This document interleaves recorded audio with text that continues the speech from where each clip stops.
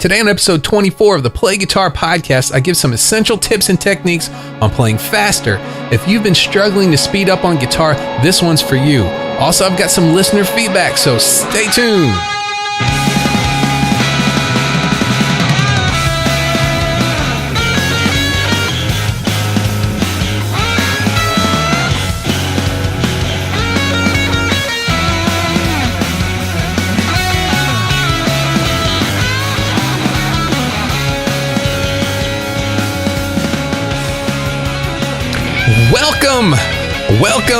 Welcome to episode 24 of the Play Guitar Podcast. I'm Lee, and this is the podcast that's determined to make you a better guitar player. No matter if you're just starting out or if you've been playing for years, this is the show that'll help you become the guitarist that you always wanted to be.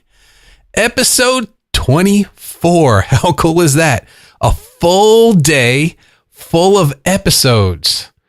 Well, I guess if you got that kind of time, you could listen to them all in a row. What a marathon that would be. Very cool. I'm so glad you're all here today listening. Thank you so much. There have been a lot of new listeners this week, and I really appreciate you all spending time with me and sending in your comments too.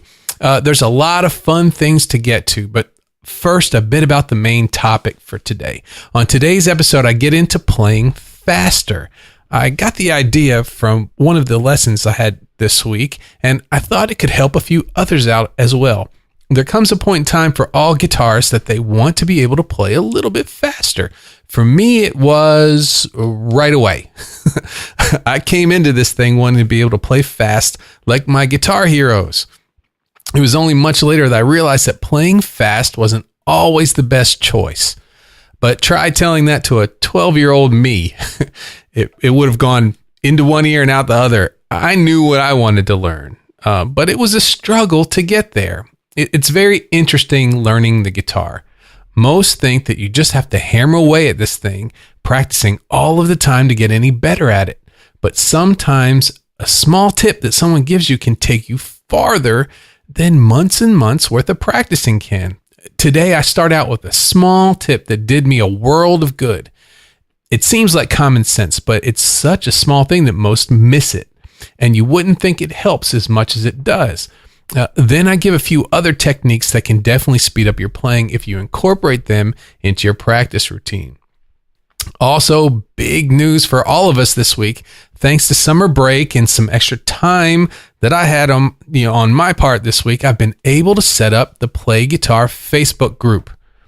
It's only been up for a day and it's already going strong with a lot of comments, some gear posts, and a poll I asked about that centers around today's main topic and all sorts of stuff. So if you're interested to join us in the discussion, of the podcast or any other guitar related topics, head on over to www.playguitargroup.com. And that link will take you straight to the Facebook group page. We'd love to see you over there and have you join in. That's playguitargroup.com. And thanks, Chris W., for helping me get this group started. Also, before we get started today, I want to remind you about my free video lesson called Get Your Blues Soloing Under Control. It's the 6 steps that I've found that will give you the right foundations for playing killer blues solos. And that'll happen in no time at all. It's a lesson I put together for you guys after getting to spend some time with you. And I know it can really help take your soloing in a new direction. The easy way to find is just go to www.freeblueslesson.com. And when you sign up for this, you also get news about all of my podcasts, videos, and other cool stuff sent directly to your inbox. So go ahead and check that out at freeblueslesson.com. So thanks again for joining me today. Let's go ahead and get started with the main topic for today.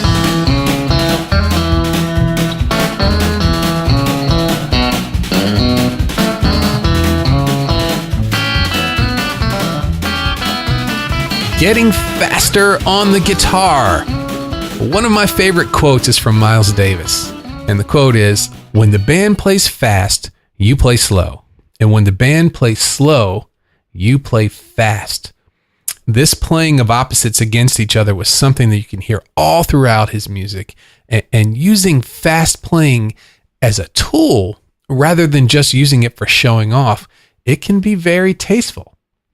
When the choice is made to play fast to suit the song or the mood of the music, when used appropriately, a flurry of notes can take the song to the next level.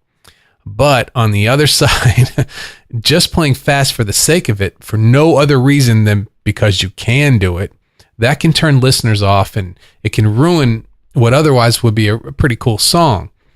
Just like everything else in music, having a strong reason why to choose something, whether it's certain technique, a chord progression, or anything else, that's the key to confidence. And confidence when you're playing music is everything. When you're confident in what you're doing, the boundaries of music dissolve, and then you can really start getting into something unique.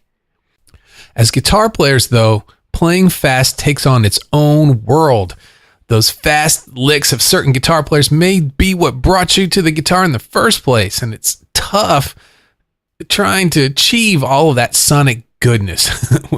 We all realize that to build speed on the guitar, we're going to have to put in a good bit of work. If you're up for the task, it's very rewarding. But after a good bit of struggle, a lot of players realize that they need help.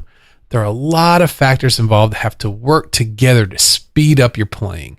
And when you're trying to learn, it can be hard to pinpoint exactly what's holding you back.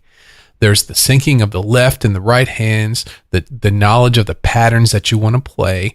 And by far, the problem that holds the most players back, and it's the focus of what I'm going to talk about today, is picking. Picking, which is just as important as the note choice of the fretting hand, gets a lot of attention with beginners. But after most players become confident that they can pick reasonably well, picking work is usually left behind. What you do with the fretting hand now, that's going to take center stage. And as you get better, your picking just tries to keep up with all those new chords and scales and arpeggios. It just keeps up the best it can. And that's good enough for a lot of players. But for the ones that want to move forward, the ones who realize that they still have some work to do, the dreaded M word rears its ugly head. That's right, I'm going to say it. I ain't scared. The metronome. Ah, yes, the metronome. It gets a real bad rap. This lifeless robotic machine that strips the soul and the fun right out of practicing. I can feel the fun just escaping from the speakers as I speak. Oh no, please don't tell me to run out and get a metronome. I'm going to.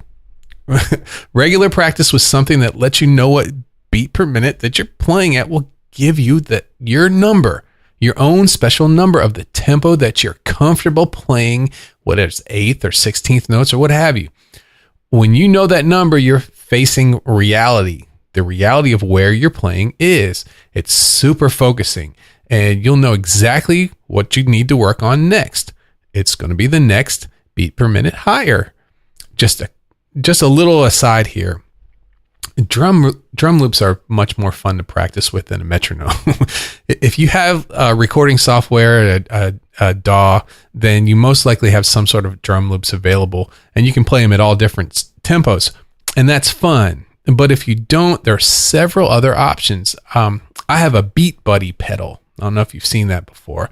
I bought it for an acoustic gig that I was doing. I'm not doing that gig anymore, but I still have the pedal. And it's basically a drum machine.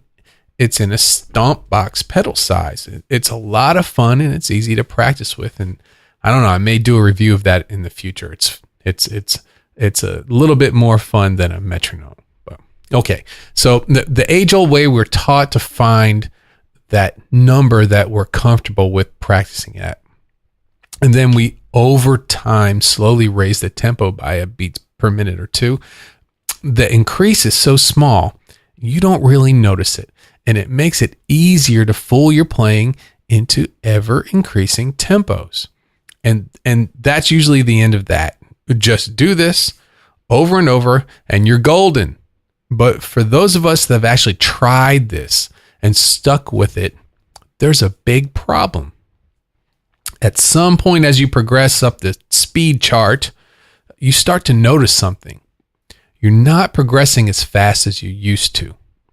You start to hit the point of diminishing returns. At some number, your picking just starts to get kind of sloppy. And the harder you try to pick at this tempo, the worse it sounds. For the first few years of my guitar journey, I worked pretty hard. I was, as they say around here, I was ate up with it. I loved figuring out the guitar. And the more I figured out, the more I needed to know. At the time, I had 3 bands that I really enjoyed listening to. They were The Police, Led Zeppelin, and by far my favorite was Van Halen. I loved Eddie Van Halen's playing, and I dreamed that I could play like that someday. I'd work on whatever song or riff that I was wanting to play at the time. There's usually a Van Halen riff, and I would practice it this way by learning it at an easy tempo and then increasing the tempo a little bit. Increasing and increasing and increasing. And I eventually experienced this point of diminishing returns where it seemed I wasn't able to play these riffs up to the speed the way I wanted. It was extremely frustrating, but one day I started watching a video of Eddie playing. I don't know what he was playing. He was playing some sort of lightning fast runs, but what I do remember is I noticed something. I happened to get a good look at his right hand when he was playing very fast. It looked different than mine. I was playing my guitar runs the way I was taught, with the pick flat against the strings, but he wasn't. His pick was at an angle. It looked like his thumb was pointed towards the ground more than mine was. When I was playing, I had the flat side of the pick against the long straight string, and at some point, some speed, it becomes kind of cumbersome. When Eddie picked fast at that angle, only the edges of the tip of his pick hit the strings. So within a few seconds, I tried it, and there it was, the biggest jump in my technique to this day. And it was just this simple change. Pointing my thumb a bit towards the ground, it put the pick at an angle where it skated over the string instead of pushing the string.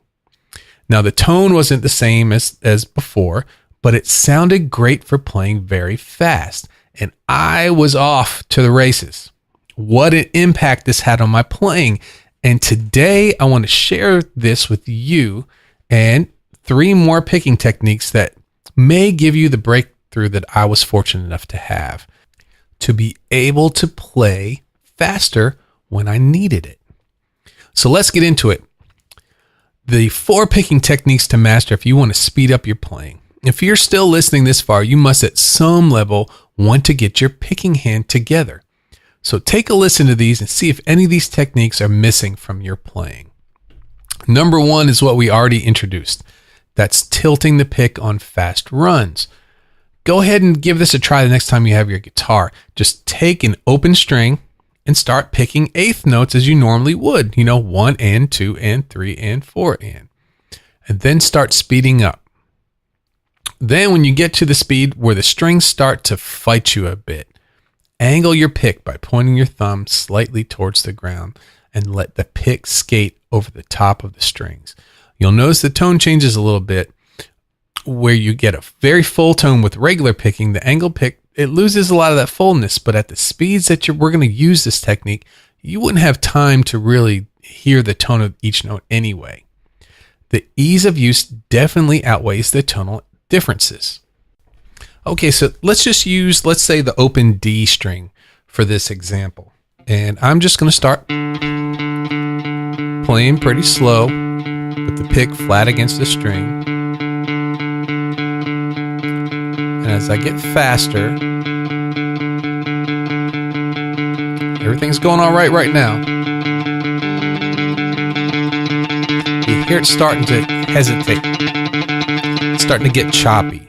Okay, so this time when I get to that point, I'm going to switch. I'm going to switch to angling the pick down a little bit farther. So here's slow again. Speeding up. And I changed my picking. I angled to the ground a little bit.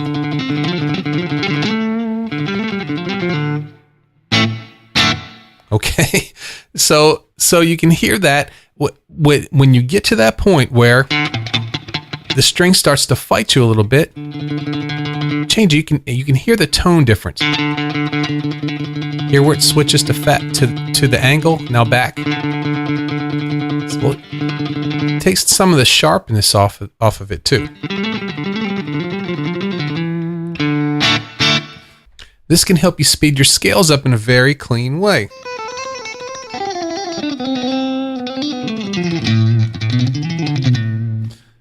Like that. I mean, that's even a clean sound. It's hard to play fast with a clean sound. So try it out. Give it a shot. See if it can help you break through some of those speed barriers. Okay, let's move on to the next technique. Number 2, getting a hold of your alternate picking, your down-up picking. Do you remember when you first played single notes on the guitar, the very first time? What did you do? You most likely picked all downstrokes. It's natural. Picking all downstrokes is what I've seen most beginning students do. Of course, there's always the exception. There's always somebody who insists on picking all upstrokes. Hey, whatever floats your boat. But most start off picking all downstrokes. And I try to get students in the habit of using down-up picking as early as possible. So why would I do that? What's the big deal?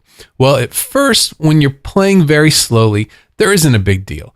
At very slow speeds, you have tons of time to use all downstrokes if you want. But when things speed up, even just a little bit, that all down picking thing can get very frustrating.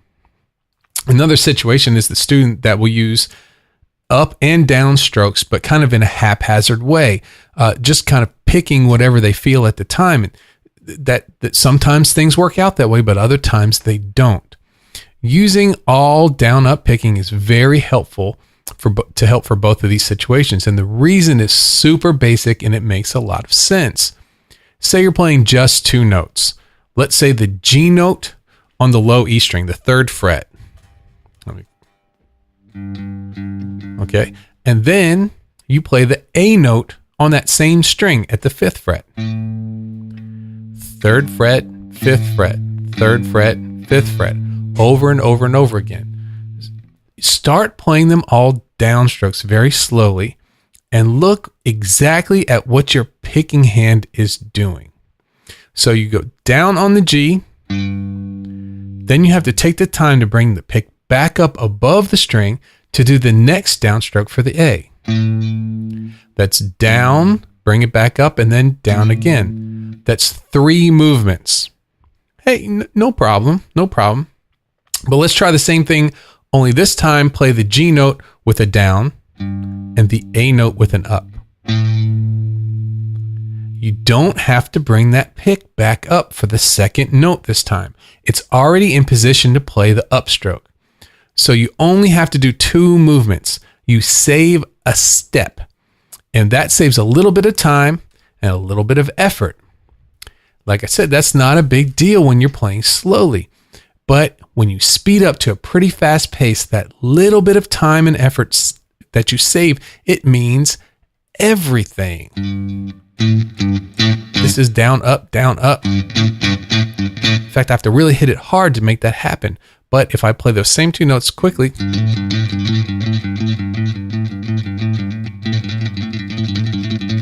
with down, up picking, everything goes smooth. Getting in the practice of using down, up picking in your scales and melodies is a great way to speed up your playing by eliminating so many extra steps caused by using all downstrokes. To start practicing this, try using it on pattern 1 of the major scale. Alternate a down and up stroke for each note of the scale, up and down the pattern. You'll notice that sometimes if you just played a down when you need to move to an upstroke on the next string, you'll have to continue that downstroke past the next string to be played. That extended movement will put you in position to play an upstroke on the next string. Kind of like...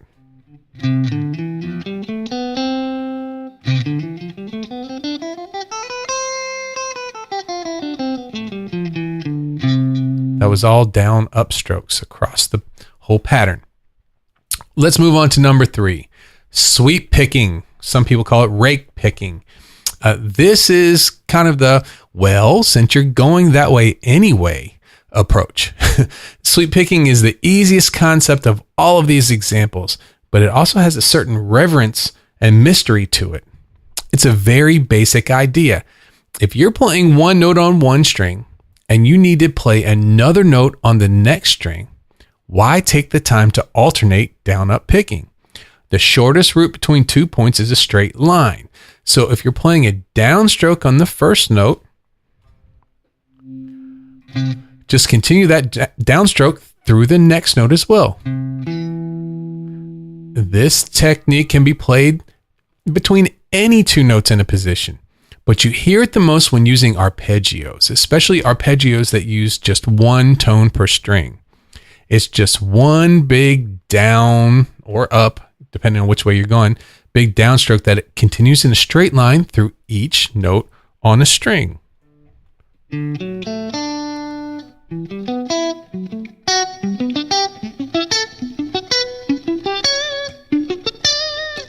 Each one of those was a arpeggio only using downs all the way across the strings. In its most basic form, sweep picking is super simple. But for any of you who've ever listened to Yngwie Malmsteen play, you know that sweep picking can become a very complicated very fast. And when done well, it sounds awesome and very fluid. Sweep picking may not be something that you might use in the style of music that you play. But as you will see from the next technique, we can use this concept in a way to make our everyday playing much faster. And this is the last example I have. Number 4, economy picking, or some people call it combination picking. Economy picking combines the last two into a super fast, super effective technique that works for most any style. Its foundation is alternate, down up picking. But what you will do is you'll use sweep picking when you move from one string to the next. It's a style of picking that I use the most and can really speed up your playing. At first, it's tough, though, because it requires a lot of thinking. Am I done on this string yet? Is the stroke I'm on going in the direction of the next string that I need to go to? It's a lot, but when you commit to learning this, it doesn't take as long as you would think to incorporate this in your playing. Let's try this out on pattern 1 of the C major scale. So starting with the pinky on the C note, on the 8th fret, on the E string, we're going to do that a downstroke. Immediately, we're going to continue the downstroke to the 5th fret of the A string.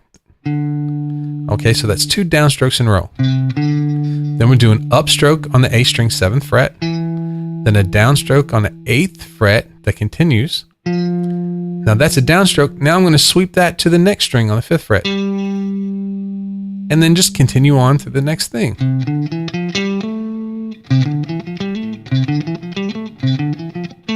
It's the fastest way to go across a scale pattern on the guitar. But like I said before, it takes a lot of time to master. I like it because no movement is wasted. You only move when it's needed and no more. It's a very efficient process. Are there other techniques that can speed up your playing? Sure. One that I'm reading about it's Eric Johnson's bounce technique when he's using pentatonic scales. Pentatonic scales, you don't really have to think about a whole lot when you're playing slow, but he loves to play them fast and does it very well. He's got a certain technique to it that I've been reading about. There's also legato technique with a lot of hammer-ons and pull-offs. There's always more to learn. But if you can master these 4 techniques, number 1 was tilting the pick. Number 2 was alternate picking. Number 3 was sweep picking. And number 4 was economy picking. You'll have the tools you need to speed up your playing.